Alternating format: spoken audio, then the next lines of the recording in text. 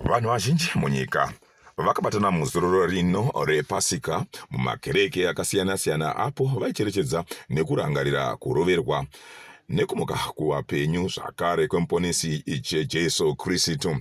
Munzvimbo yechikomba East Constituency, vesvondo yeAfrican Apostolic Church inotungamirirwa nemutumwa Paul Ernest Mwazha vanga vakaungana semazuva ose panguva dzepasika panzvimbo yeGuvambwa, nzvimbo yavanokoshesa kwazvo uye nekuyeresa.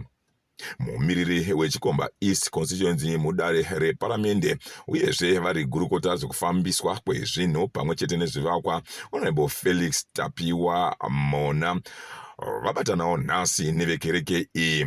Vauya vachiperekedzwa nemudzimai wavo pamwe nevanobata basa muhofisi yavo vanoti vakudzai Majoni Choto, kwozotiwo zvakare vaLovemo Masunungure. Paungano iyi Hon Mhona vapawo mashoko avo panguva inokosha iyi.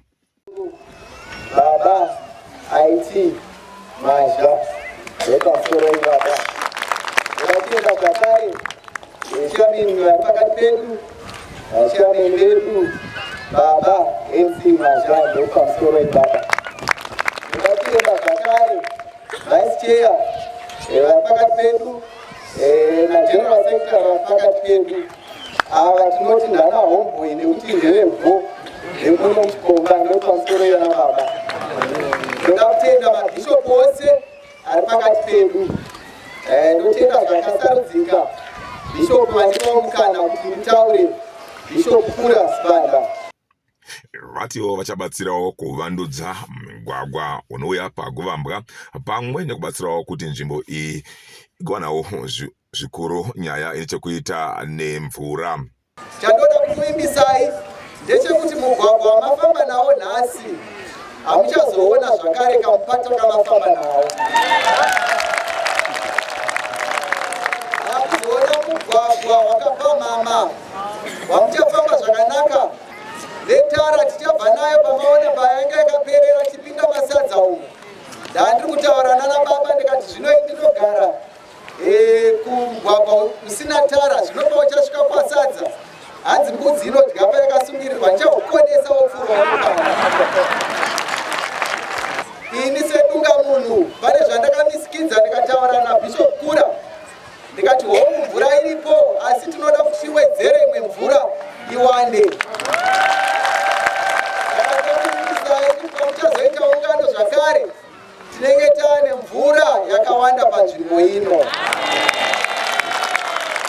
Nzvimbo iyi inoungana vanhu makore ose, zviuru nezviuru veAfrican Apostolic Church. Iyo inzvimbo yavanokoshesawo kwazvo mukunamata kwavo nemuchitendero chavo. Muprista wesvondo iyi Vatawanda Israel Mwasha vakarudzira vanhu kuva vakavimbika vachiramba nyaya dzinechekuita nehuori. Vanovenga kufufurwa bribery. Vasingatengwe. Munhu ane ma-actions asingabhadharwe nemari kuti aite. Haleluya. Zvino pane kufufurika kupiti.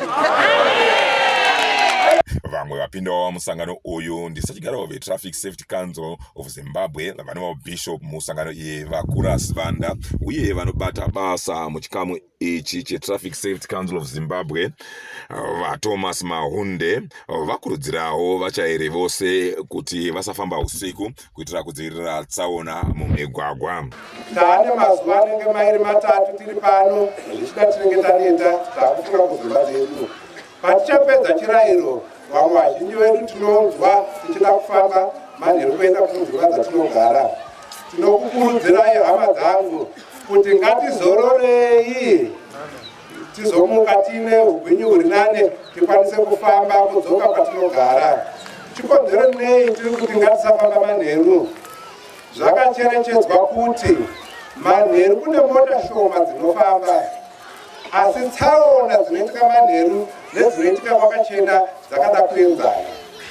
Uyewo huipi hwetsaona dzemanheru hwakanyanya kukura zvikuru kupfuura huipi hwetsaona dzemasikati. ndinokukurudzirai kuti ngatifambei kwakachena. chiitiko ichi chesvondo changa chakaunganwa vazhinji vanhu vari mavhu nemarara, uye zvakakosha kwazvo kuti vanhu vazive kuti kana kunge panguva dzekunamata dzakaita seEaster dzemakore ose zvakakosha kuchengetedza utano uye zvakare kuchengetedza kudzivirwa kwetsaona mumigwagwa. Panzvimbo ino pakapindurwa musangano weAfrican Apostolic unotungamirwa navapaul mhanja, vanhu vanga varipo uye vauya vakadzidza pamusoro pekunamata kwaMwari panguva yeEaster, kwozotiko zvakare pamusoro pekuchengetedza upenyu mumigwagwa panguva ino yezororo reEaster. Lapho chakandoona amasunungure weRadioFire.com ndiri pano paGuvambwa Chikomba.